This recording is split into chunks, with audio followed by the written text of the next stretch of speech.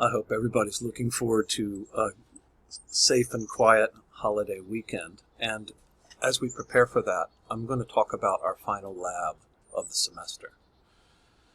In the final lab, Lab 7, we're going to be sampling business districts. So instead of turning our analytical lens towards soil or trees or features of the natural environment, we're going to turn our analytical lens toward humans, namely toward human settlement.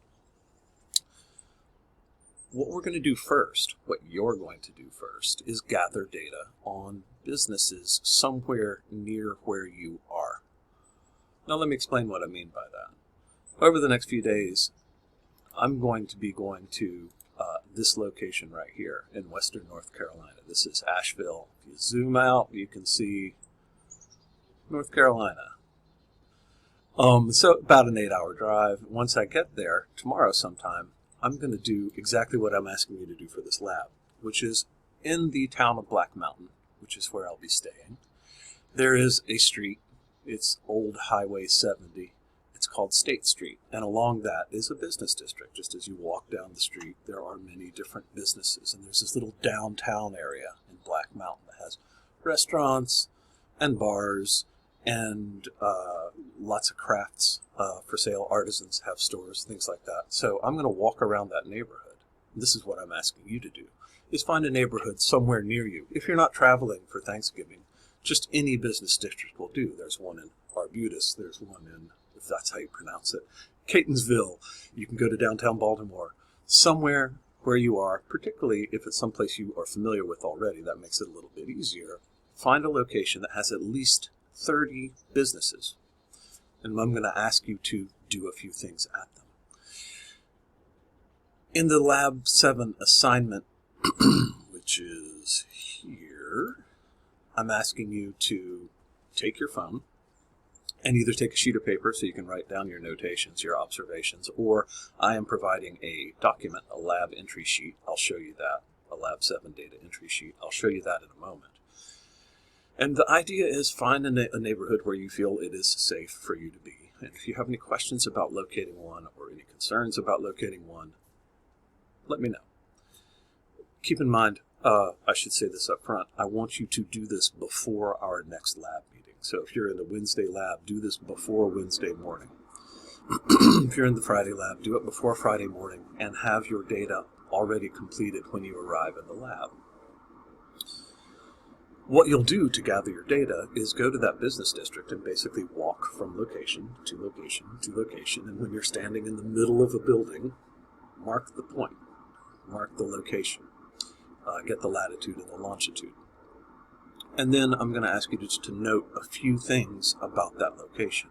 If you're standing in a building like a professional building, there's like a plaque with 5 different businesses in it. Write down all 5 of them and mark 5 different locations. You can like mark one and move a few feet and mark the second one so that we have a specific point location associated with each of the businesses that you encounter. If you're walking down the street and you see a vacant building, mark it if it looks like it's a business. If you go by a parking lot, mark that. If in that business district you walk by some open space like a park, mark that and note it. And so ultimately what you'll have is a small sample of at least 30 locations. It's probably take you an hour, hour and a half to do. You can do it as part of a walk over the next week. And I will show you the data entry method for that.